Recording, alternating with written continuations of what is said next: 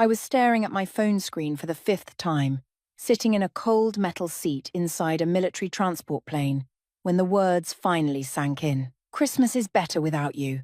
Don't come." My father sent that. My own father. Around me, other soldiers were laughing, sleeping, talking about going home.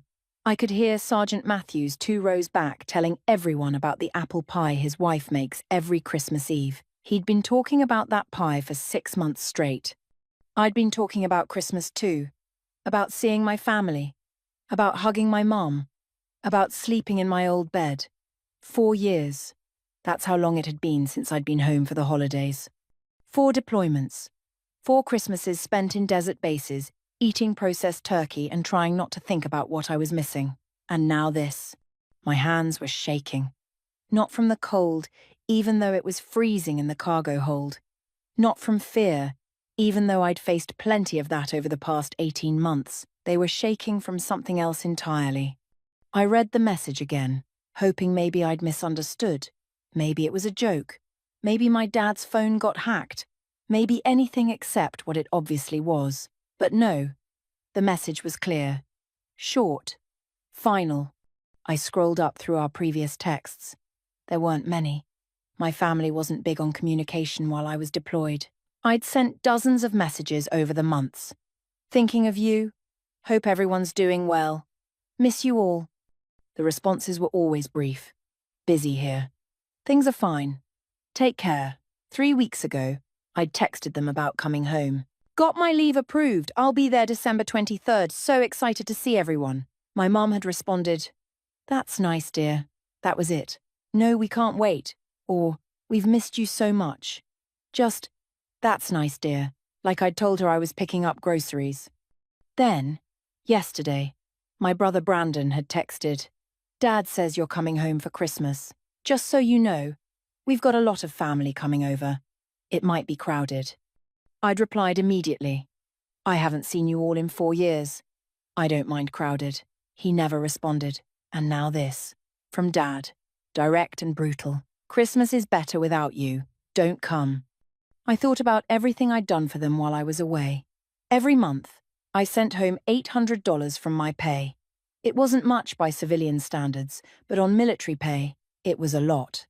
I lived in the barracks, ate at the mess hall, and saved almost nothing so I could help them. When Brandon's car broke down 2 years ago, I sent $3,000 I'd been saving. He texted back, "Thanks," and nothing else. When Mom needed surgery last year, I sent $5,000 to help with the medical bills. She never even told me how the surgery went. I had to ask 3 times before she sent a 1-sentence response. "Recovery is going fine." I helped because that's what family does. That's what I thought family did. I looked around the plane at the other soldiers heading home. Everyone looked excited. Tired, but excited.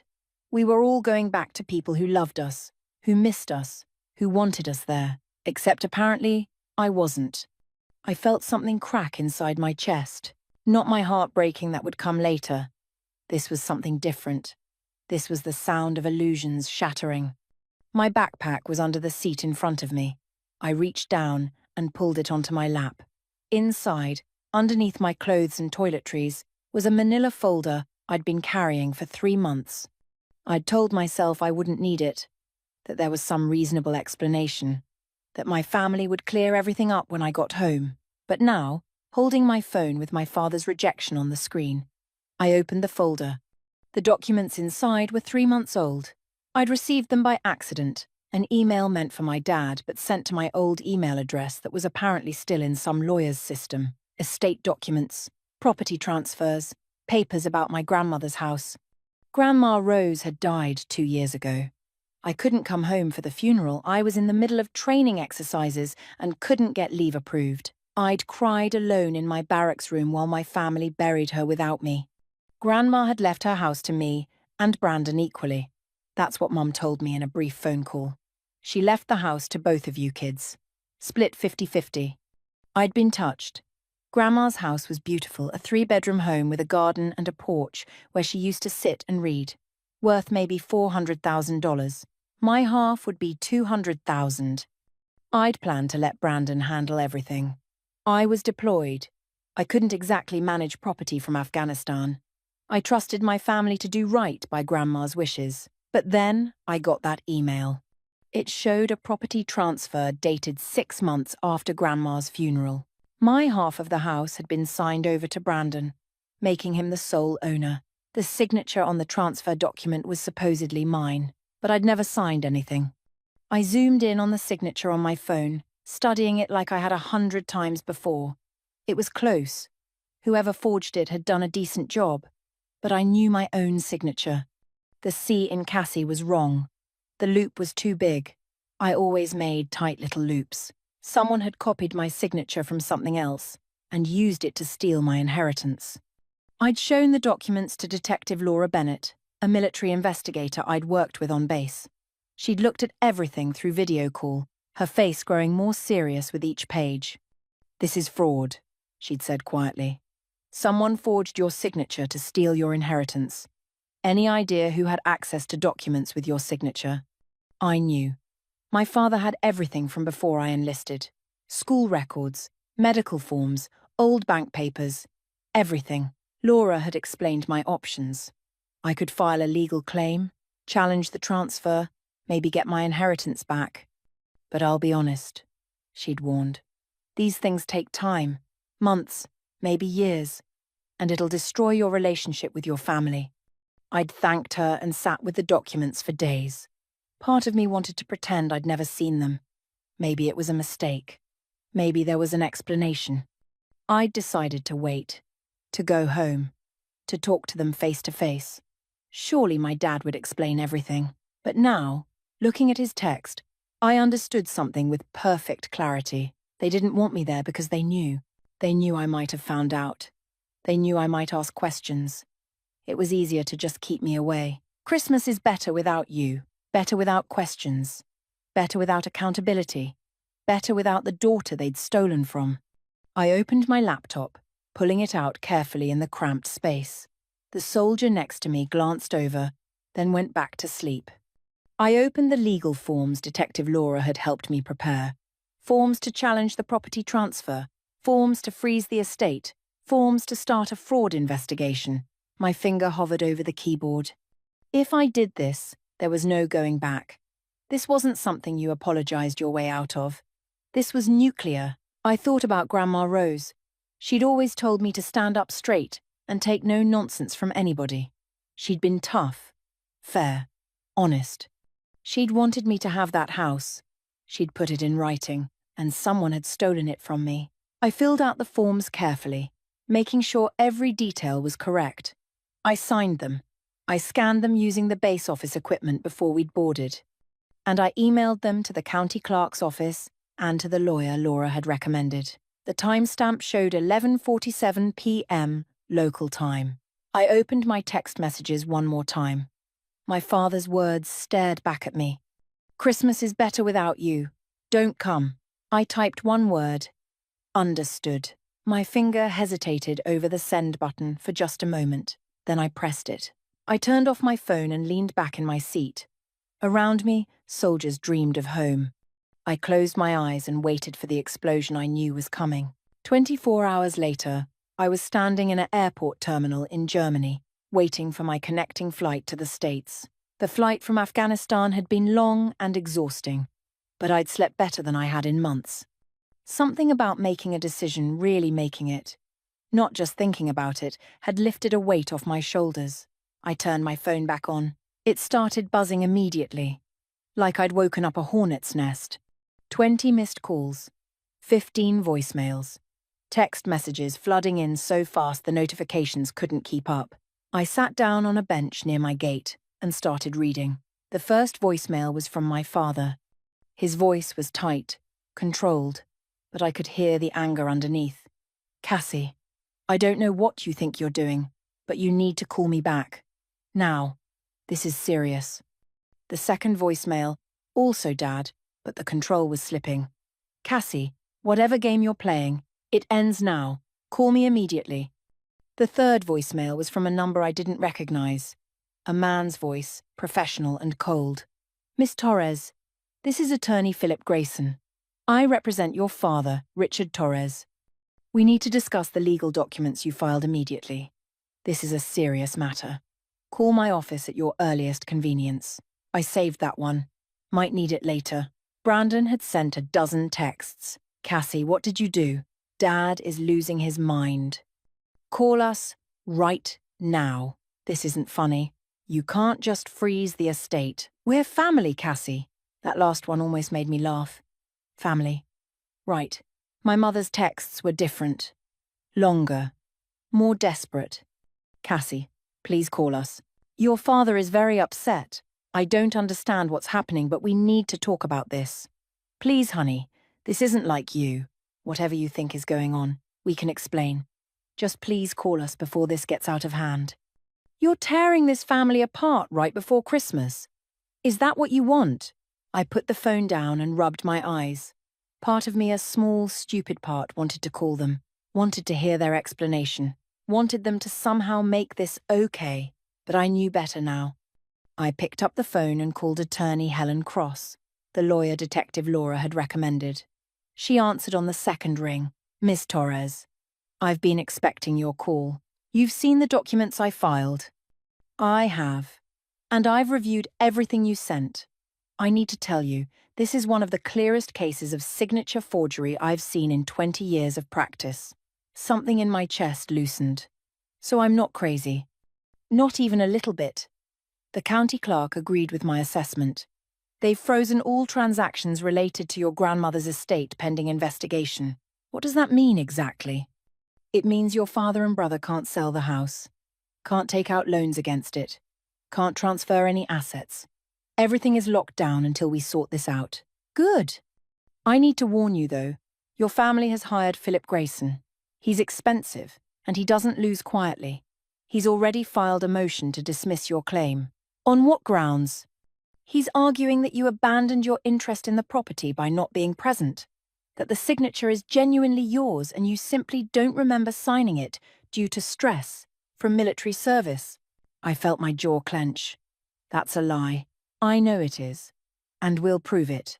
But Grayson's going to make this ugly. He's already suggesting in his filings that you might be experiencing trauma-related confusion. They're going to say I'm crazy. They're going to try, but we have evidence on our side. Timeline alone proves you couldn't have signed those documents. You were in basic training on the date they claim you signed. I've already requested your military records to verify. We talked for another 10 minutes about strategy. Cross was confident, but realistic. This would take time. It would be expensive. It would hurt. I told her to move forward with everything. After I hung up, I sat there watching planes take off through the terminal windows. Families were everywhere, kids running around, parents looking exhausted but happy. Everyone going somewhere for the holidays. My phone rang. My mother. I almost didn't answer, but something made me pick up. Cassie. Mum's voice was shaking, but not with tears, with barely controlled anger.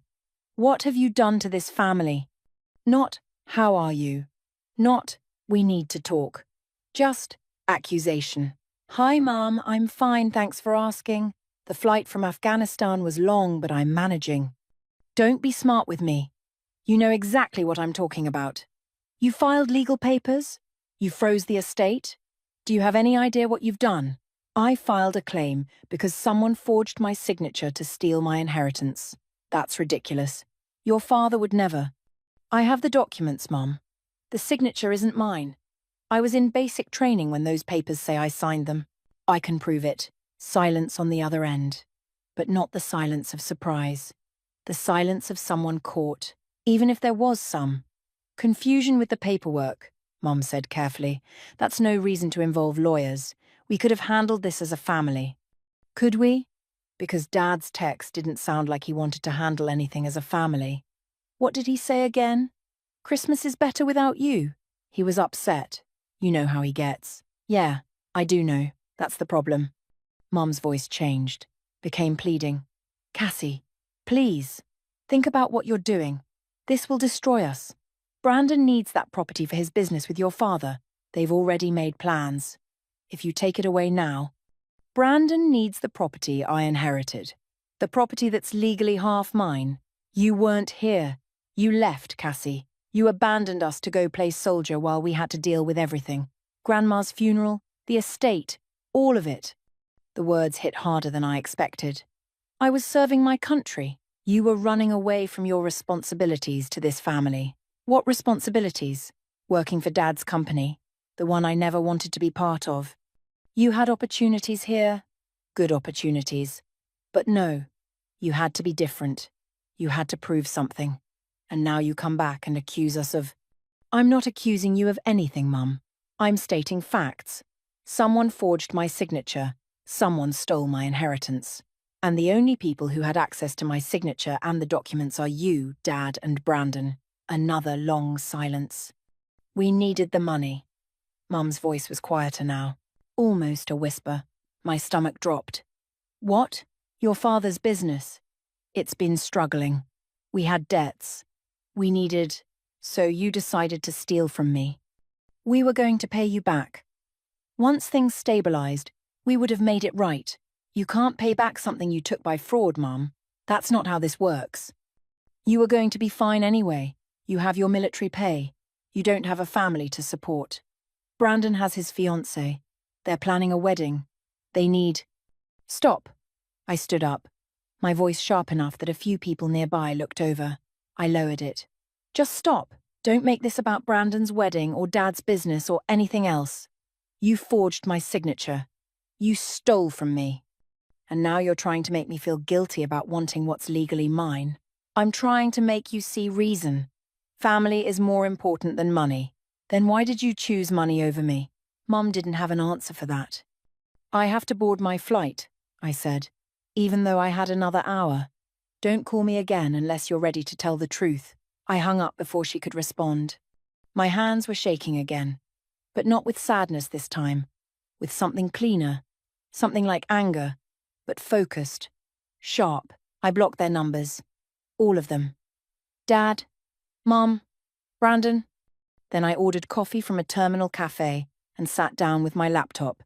If they wanted to play dirty, I could dig too. I started searching public records, property transfers, business filings, tax liens. What I found made my blood run cold. My father's real estate company wasn't just struggling, it was dying. Foreclosures, lawsuits, creditors circling like sharks. And 6 months ago, right when my inheritance was transferred to Brandon, the company received a cash infusion of $180,000 from something called BT Investments. I searched for BT Investments, shell company, registered to Brandon's address. They'd used my stolen inheritance to save Dad's failing business. I took screenshots of everything and sent them to Attorney Cross. Her response came back in minutes. This changes everything. Call me when you land. My flight was boarding. I gathered my things and got in line. Behind me, a family was laughing about their Christmas plans. The dad was carrying a little girl on his shoulders. She was singing Jingle Bells off key. I thought about my family, about the lies, about the theft. And I realized something. I didn't have a family anymore, but I had the truth. And sometimes that had to be enough. The plane touched down in Philadelphia 12 hours later. I'd slept most of the flight, which surprised me. Usually after deployment, I couldn't sleep on planes. Too many memories of flying into danger zones. But this time, I was out before we even reached cruising altitude. Maybe it was exhaustion. Maybe it was relief at finally doing something instead of just accepting how things were. I took a shuttle to a small hotel outside my hometown. Not in town I wasn't ready to risk running into anyone I knew. Just close enough that I could get to meetings with Attorney Cross. The hotel room was basic. Clean bed, TV that probably got 5 channels, bathroom the size of a closet. After 18 months in Afghanistan, it felt like luxury. I unplugged my phone from the charger and looked at the screen. Even with their numbers blocked, I could see the attempted calls in my call log. 17 more tries while I was in the air. There was also a message from Detective Laura. Heard you pulled the trigger. Proud of you, soldier. They'll try to break you down. Don't let them. I texted back. They already broke me down once, not giving them a second chance. Then I called Attorney Cross like she'd asked. Cassie. Good timing. I just got off the phone with the district attorney's office. My heart jumped. The DA? Why? Because what your family did isn't just civil fraud. It's criminal. Elder abuse, financial exploitation of a vulnerable person, conspiracy to commit fraud. With the evidence you sent me, the shell company, the money trail, the forged signatures, we have enough to pursue criminal charges. I sat down on the bed, trying to process that. Criminal charges means... It means your father could go to prison. Your brother too, potentially. And your mother, if we can prove she was involved in the planning. Prison. My father in prison. I waited for guilt to hit me. It didn't come. What do you need from me? I asked. Right now? Nothing. I'm filing an amended complaint that includes all this new evidence. The DA will start their own investigation. But Cassie, I need to ask, are you sure you want to go this far? Once we involve criminal prosecution, there's no going back. Your family will never forgive you. They stole from me and told me not to come home for Christmas, I said quietly. There's nothing to go back to. All right then. We move forward. After hanging up, I sat in that hotel room for a long time, just thinking about my grandmother, about the years I'd spent trying to be good enough for parents who saw me as a disappointment, about every dollar I'd sent home, every missed holiday, every time I'd chosen to believe the best about them. My phone buzzed. A new email. The sender was someone named Margaret Wilson. The subject line read, "About your grandmother." I opened it carefully, half expecting some kind of trap. Dear Cassie, you don't know me, but I was your grandmother Rose's best friend for 40 years. I heard about the legal situation with the estate, and I think we need to talk. I have information about your grandmother's final wishes that you need to know. Information about your father that might help your case. Can we meet? I'm in town through the holidays. Please call me at the number below. Margaret Wilson. I stared at the email for a full minute. Then I called the number. An older woman answered. Hello, Mrs. Wilson. This is Cassie Torres. Oh, Cassie, thank you for calling. I wasn't sure you would. Your email said you knew my grandmother. I did. We were best friends since our kids were little. I was with her the day before she died. Margaret's voice caught slightly. She talked about you. She was worried about what would happen after she was gone. Worried how? She knew your father had been stealing from her. She'd hired a private investigator. She had evidence of everything. Forged checks, property he sold without permission, money he took. She was planning to cut him out of her will completely. I stood up, pacing the small hotel room. What? Why didn't she? The cancer moved too fast. She died before she could change the will legally. But she made me promise something. She made me promise that if anything suspicious happened with the estate, I'd find you and tell you the truth. Can we meet in person? Yes, that's why I'm calling. I have documents, letters, things your grandmother wanted you to have. We agreed to meet the next morning at a coffee shop downtown. I barely slept that night. I kept thinking about my grandmother in her last days, knowing her son was stealing from her, knowing she was running out of time to protect her grandchildren. The next morning, I arrived at the coffee shop, 30 minutes early. Margaret was already there, a woman in her 70s with sharp eyes and a kind face. She had a manila folder on the table in front of her. Cassie, she stood when she saw me. You look just like your grandmother when she was young. We sat down. Margaret didn't waste time. She slid the folder across the table. Everything is in here. Bank statements showing where your father forged your grandmother's signature. Photos of documents.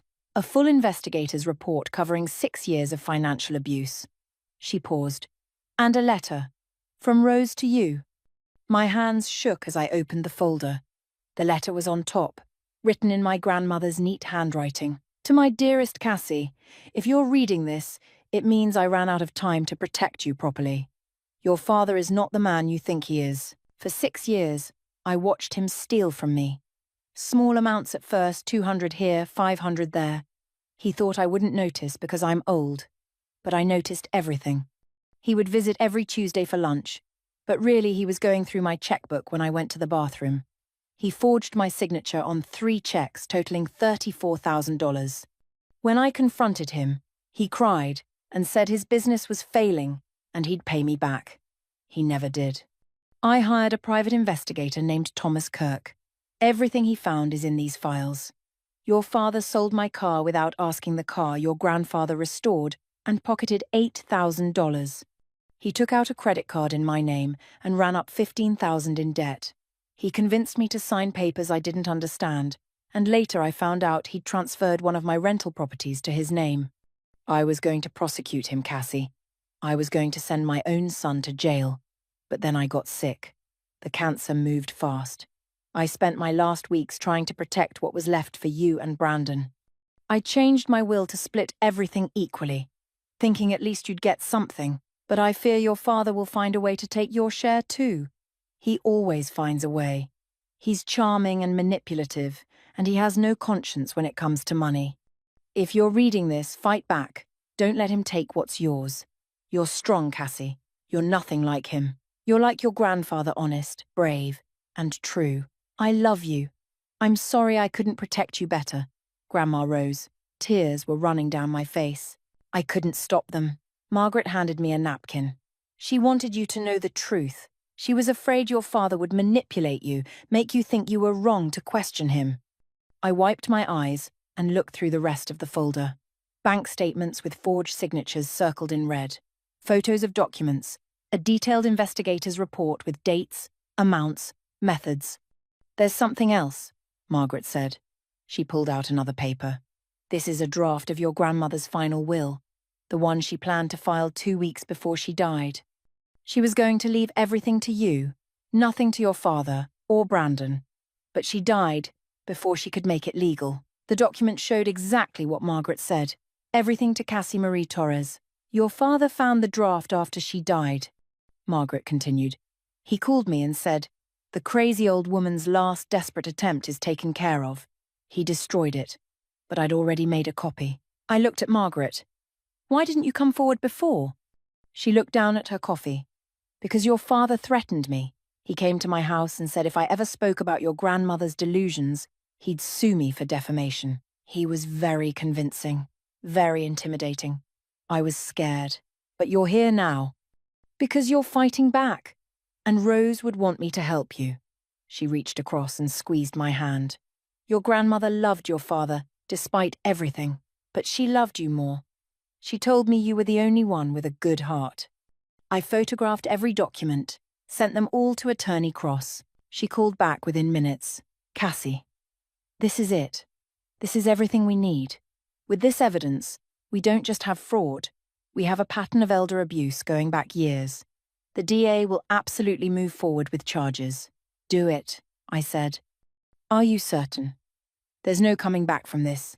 I thought about my grandmother's letter, about her trying to protect me even while dying, about my father destroying her final wishes. I'm certain. That afternoon, Attorney Cross filed emergency motions with all the new evidence. She also sent copies to the district attorney's office with a formal complaint of elder abuse and financial exploitation. Within 2 hours, my phone still with their numbers blocked showed 15 attempted calls. That evening, I got an email from Brandon's account.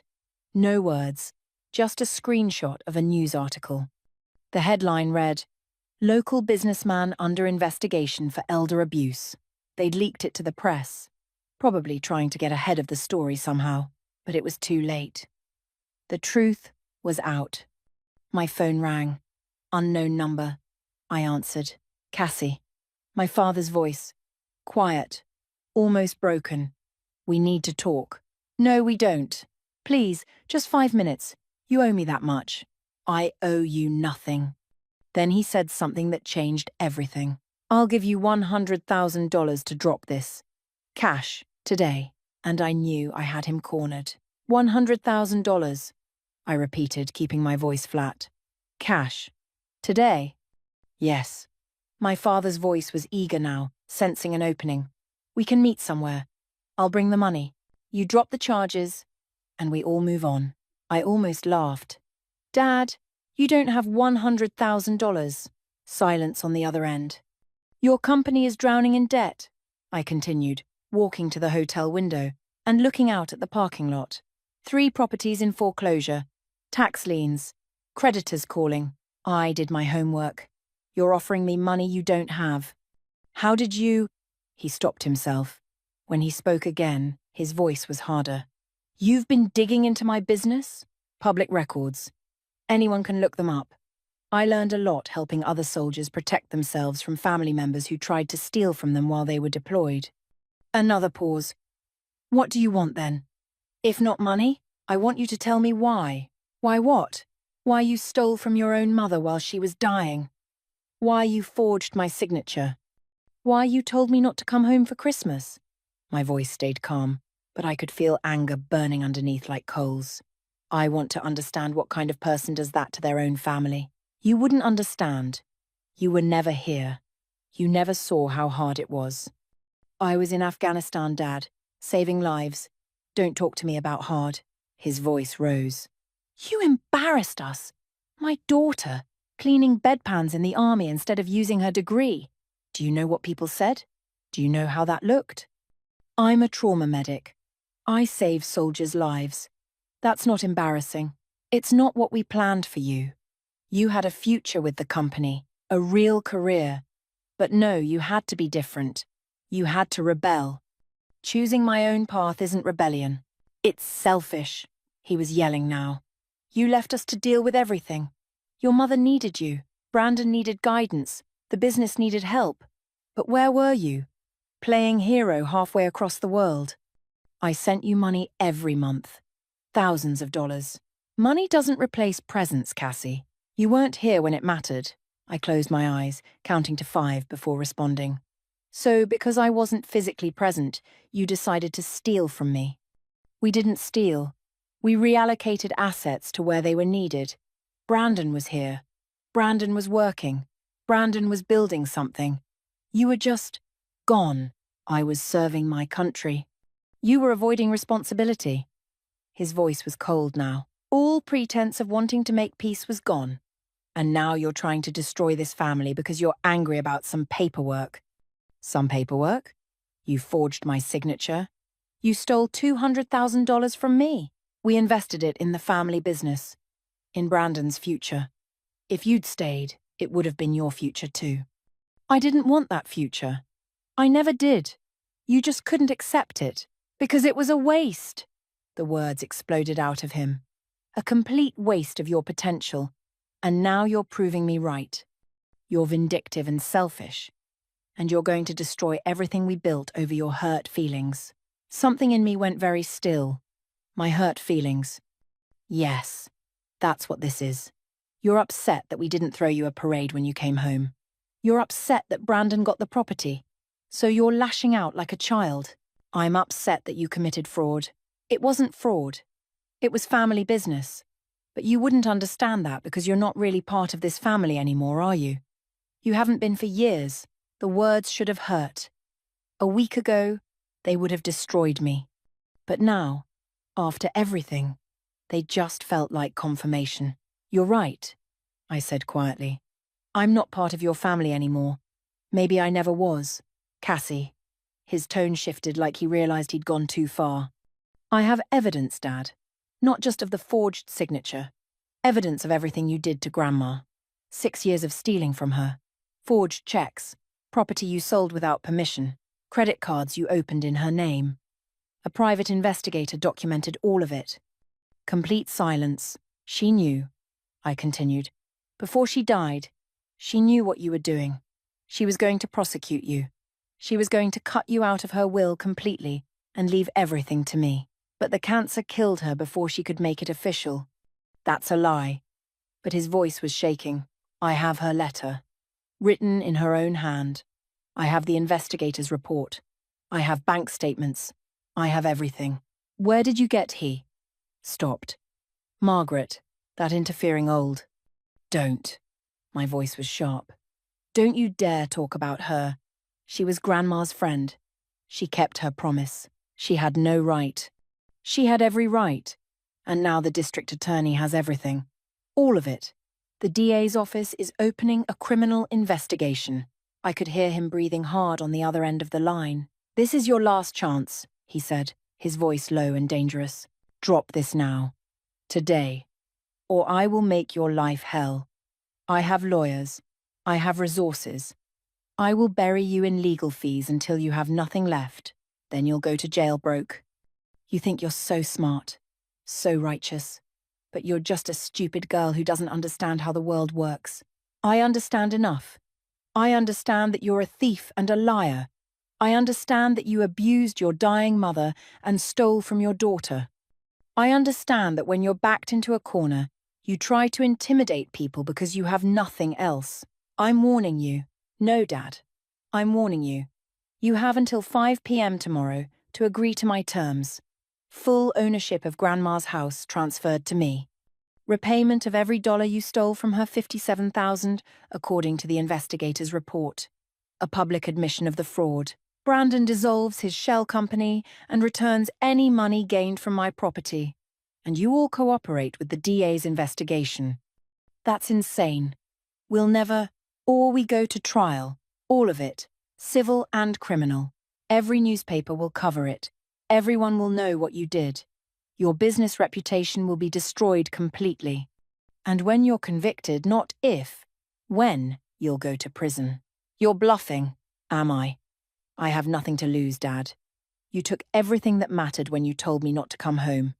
The house, the money that's just property. But you took the idea that my family loved me. You can't threaten me with losing something I've already lost. I hung up. My hands were steady. My breathing was calm. I felt clear-headed for the first time in days. An hour later, Attorney Cross called. Your father's lawyer just contacted me. Grayson sounds rattled. He's asking for a meeting. Tell him we'll meet, tomorrow at your office. But only if all three of them come, Dad, Mom, and Brandon. And tell him, it's not a negotiation. They either accept my terms, or we proceed to trial. Cassie, are you sure? Once we're in that room, things are going to get ugly. They're already ugly. At least this way, I get to see their faces when they realize they lost. That night, I couldn't sleep. I kept thinking about the meeting, about facing all three of them in one room. Around midnight, I got a text from an unknown number that I hadn't blocked. This is Brandon. Please don't do this. Dad made mistakes, but he's still our father. Mom is crying every day. You're destroying our family. Is this really what you want? To be alone? I stared at the message for a long time. Then I typed back, I'm not destroying the family. You all did that when you chose money over me. And I'm not alone. I have people who actually care about me. They're called friends. You should try having some who aren't using you. I blocked the number. The next morning, I dressed carefully. My Class A Army uniform, the formal one I'd only worn a handful of times. If they wanted to make me feel small, I'd remind them exactly who I was. I arrived at Attorney Cross's office at 9:30. The receptionist's eyes widened when she saw my uniform. Miss Torres? That's me. They're already here. In the conference room. I followed her down a hallway. Through the glass walls, I could see them, my father, mother, and Brandon sitting on one side of a long table. Attorney Grayson sat at the head, looking through papers. Attorney Cross met me at the door. Ready? She asked. Ready. We walked in together. My father looked older, grayer. He wouldn't meet my eyes. My mother had been crying. Her eyes were red and puffy. She looked at me with something between anger and desperation. Brandon looked furious. His jaw was tight, hands clenched on the table. Attorney Grayson stood. Miss Torres, thank you for coming. Please sit. I sat down across from my family. Attorney Cross sat beside me. Let's get started, Grayson said, pulling out a folder. My clients are willing to discuss a settlement. No, I interrupted. Before anyone talks about settlements, I want to hear from him. I pointed at my father. I want to hear you explain why you did this. The room went silent. My father finally looked at me. And what he said next made everything crystal clear. It was business, he said simply. Nothing personal.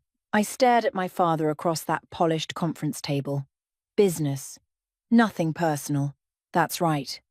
Attorney Cross put a hand on my arm, but I shook it off. I needed to hear this. All of it. You stole from your dying mother for business, I said slowly. You forged my signature and took my inheritance for business. You told me not to come home for Christmas, for business. You're oversimplifying. Then explain it to me. Make me understand how any of that was just business. My father leaned back in his chair. For a moment, he looked almost relieved, like he'd been waiting years to say this. You left, he said. You chose the military over this family, over the business I built, over everything we planned for you. So yes, when decisions needed to be made, we made them without you. I didn't leave. I served. Same thing from where I'm sitting. Brandon stayed. Brandon worked. Brandon helped build something. You sent some money and expected us to be grateful. My mother spoke up, her voice shaking. Cassie, please. We needed that property. The business was failing. We would have lost everything. So you decided I should lose everything instead. You were going to be fine. Her voice rose. You're strong. You always land on your feet. Brandon needed help. He's not like you. He needs support. I looked at my brother. What about you, Brandon? You have anything to say? He met my eyes, and I saw something there I'd never noticed before. Not guilt. Resentment. Yeah, I have something to say, he said. You act like you're so noble. Like joining the army made you better than us. But you just ran away. You didn't want to do the hard work of building a business, so you left. And now you're mad that we didn't save your seat at the table. I never wanted a seat at that table. Exactly. You didn't want it. So why do you care what we did with the property? Because it was mine. Because Grandma left it to me. Grandma was manipulated by that woman Margaret in her final days. She wasn't thinking clearly. I pulled out a folder from my bag. Slowly, deliberately, I opened it and took out the documents Margaret had given me. These are bank statements, I said, sliding them across the table. They show Dad forging Grandma's signature on checks. 3 checks, $34,000 total. My father's face went pale. I pulled out another document. This is a credit card statement. A card Dad opened in Grandma's name. $15,000 in charges. She never even knew it existed until the investigator found it. Where did you get those? My father demanded. Grandma hired a private investigator 6 years ago because she knew you were stealing from her. I looked at each of them. She documented everything. Every forged check. Every unauthorized property sale. Everything. Attorney Grayson cleared his throat. Miss Torres, these allegations are serious, but they're not allegations. They're facts. I pulled out another paper. This is Grandma's letter to me, written in her own hand 2 months before she died. Want me to read it out loud? No, my mother whispered. She knew what you were doing, Dad. She was going to prosecute you. She was going to send you to jail. But the cancer killed her first. The room was completely silent. She also drafted a new will, I continued, pulling out the final document. She was going to leave everything to me. Nothing to you or Brandon. But she died before she could make it legal. I slid that across the table too. My father picked it up with shaking hands. Read it. Put it down. This changes nothing, he said, but his voice had no strength. It changes everything, because now the DA has all of this. Elder abuse, financial exploitation, conspiracy to commit fraud. You're not just facing a civil lawsuit anymore. You're facing criminal charges. My mother started crying. Real tears this time, not angry ones. Brandon pushed back from the table. This is insane. You're going to send our father to prison over money? I'm going to make sure there are consequences for what he did. To Grandma, to me. She was going to leave me nothing? My father said quietly, still staring at the draft will. Her own son? You stole from her for 6 years. What did you expect? He looked up at me, and for the first time I saw something that might have been genuine emotion. I was desperate. The business was failing. I had employees depending on me. I had debts. I thought she wouldn't miss it. She had plenty. It wasn't yours to take. She was my mother, and I'm your daughter. Did that stop you from stealing from me? He had no answer. Attorney Cross spoke up. I think we should discuss the settlement terms Miss Torres has proposed. Grayson nodded, looking relieved to move on. Yes. Let's review. Wait, my mother interrupted. Cassie, please, before we talk about legal things, just tell me, Do you really hate us this much? I looked at her, really looked at her. She seemed smaller than I remembered. Older. Tired. I don't hate you, Mum. I don't feel anything for you anymore. That's the difference. How can you say that? Because you chose. All of you chose. You chose Brandon over me. You chose money over honesty. You chose to lie and steal instead of just talking to me. Every choice you made told me exactly where I stood. So no, I don't hate you. I just don't consider you family anymore. My mother put her face in her hands. The settlement terms, Attorney Cross said firmly, bringing us back. Full ownership of the grandmother's property transferred to Miss Torres. Repayment of $57,000 in documented theft from the grandmother. Public admission of fraud. Dissolution of BT Investments. And return of funds. Full cooperation with the DA's investigation. That's surrender, not settlement, Grayson said. Yes, I agreed. It is. And if we refuse, then we go to trial. Every newspaper will cover it. Every detail will be public. Your business will be destroyed. And when you're convicted, you'll go to prison. Maybe for years. Grayson leaned over and had a whispered conversation with my father. It went on for several minutes.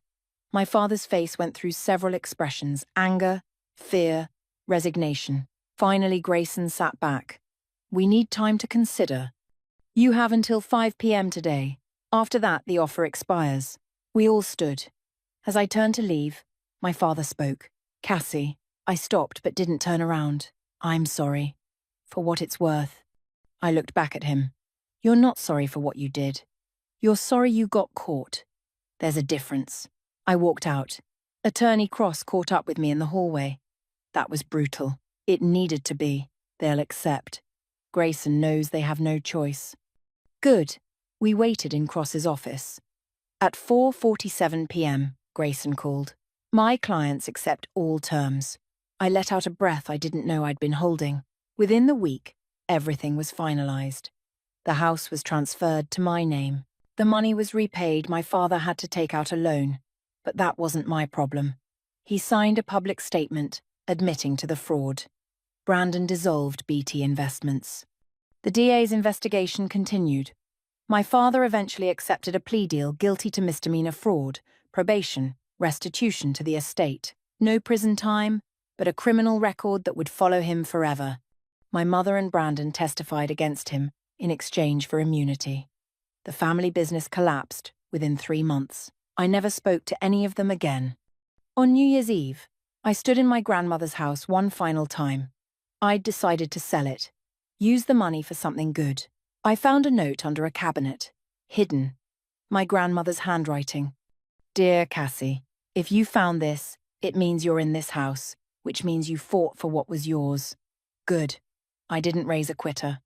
The house is just wooden walls, but what you did to get it standing up for yourself, fighting for what's right, that's what matters. I'm proud of you. You're free now. Go live your life. Love. Grandma Rose. I folded it carefully and put it in my pocket. I sold the house and created a scholarship fund for children of military families, 5 students a year.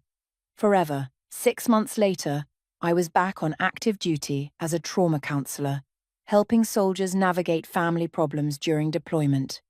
On Christmas Eve, a year after that text from my father, I had dinner with Sergeant Chen and her family. Warm house, loud kids, love everywhere. You okay? Chen asked, finding me alone on the porch. Yeah, I said, and I meant it. I'm good. Still no contact? They're not my family anymore. You are. Inside, someone called my name. Aunt Cassie, come help with cookies. I went inside to warmth and laughter and people who chose to love me. I thought about my grandmother's note. Asterisk. You're free now. Go live your life. Asterisk. And finally, I was.